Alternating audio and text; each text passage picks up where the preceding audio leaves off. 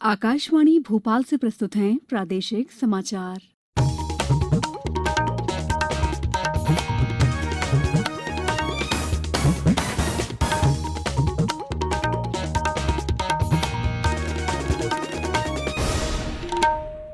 नमस्कार, समाचारों के साथ मैं दीपा सिंह। प्रदेश में कोरोना संक्रमित लोगों की संख्या 30,000 से अधिक हो गई है। राजधानी भोपाल में आज 218 कोरोना संक्रमित मरीज पाए गए। अब जिले में कोरोना संक्रमित मरीजों की संख्या बढ़कर 6,326 हो गई है। आज विभिन्न अस्पतालों से 53 लोग स्वस्थ होकर घर पहुंच रहे हैं। जबलपुर में 39 नए संक्रमित मिले हैं। वहीं 21 लोगों को स्वस्थ होने पर अस्पताल से छुट्टी दे दी गई।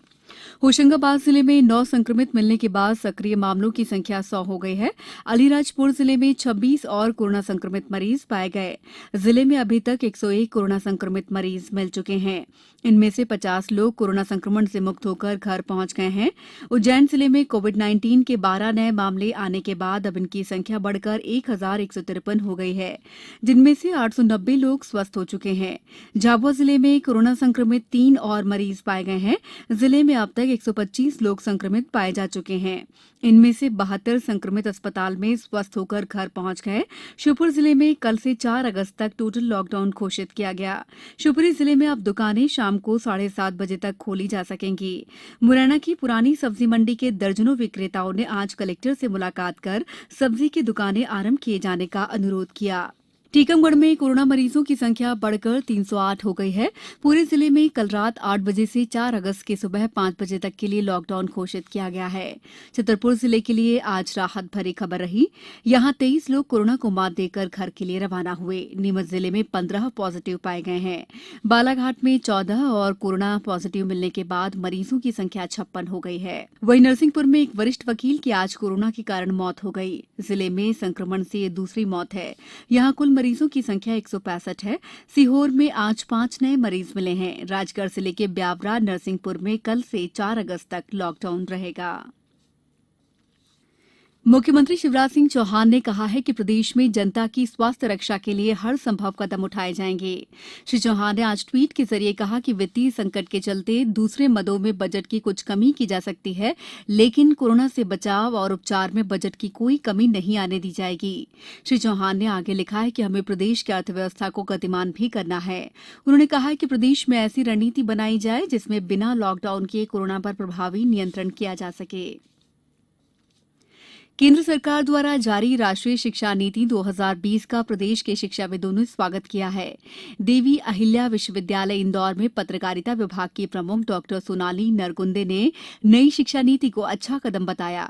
उन्होंने प्राथमिक से लेकर उच्च शिक्षा में किए गए बदलावों का स्वागत किया। नई शिक्षा नीति में जो बदलाव किए गए हैं वो बदलाव बहुत अद्भुत है और ये प्राथमिक शिक्षा से लेकर उच्च शिक्षा तक को ध्यान दे रहे हैं और एक शिक्षा मंत्रालय बनाना अपने आप में ये बताता है कि हम विकास के जो पहला मापदंड है हमारा शिक्षा, उसके ऊपर बहुत अच्छे से ध्यान दे रहे हैं।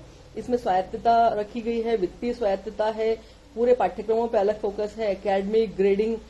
मुझे लगता है कि ये जो शिक्षा नीति है ये बहुत अलग तरह से बनी है और हमें इस तरह की शिक्षा नीति की बहुत आवश्यकता थी, जिसमें हम ये कह सकें कि हम सिर्फ ग्रेडिंग या सिर्फ पास होने या अंकों के लिए नहीं पढ़ाई कर रहे हैं, वरन हम अवसरों को खोजने और इसको रोजगारोन्मुख बनाने की बात कर रहे हैं, जिससे हमें रोजगार मिल सके।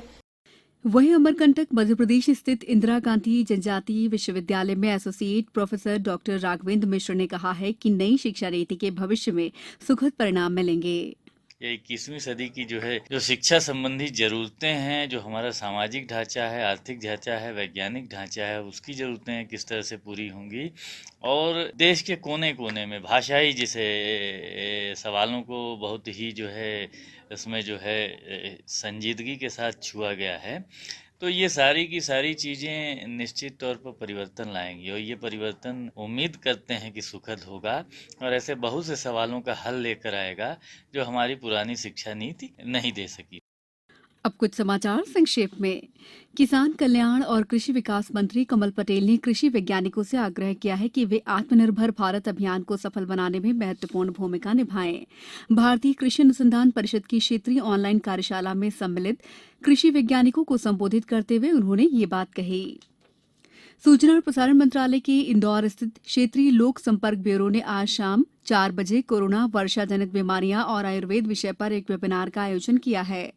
मंडला जिले में राष्ट्रीय राजमार्ग क्रमांक 30 पर ट्रक और पिकअप वाहन में भिड़ंत होने से 4 लोगों की मौत हो गई। इस बुलेटिन में बस इतना ही। घर में रहिए, सुरक्षित रहिए और सुनते रहिए आकाशवाणी। नमस्कार।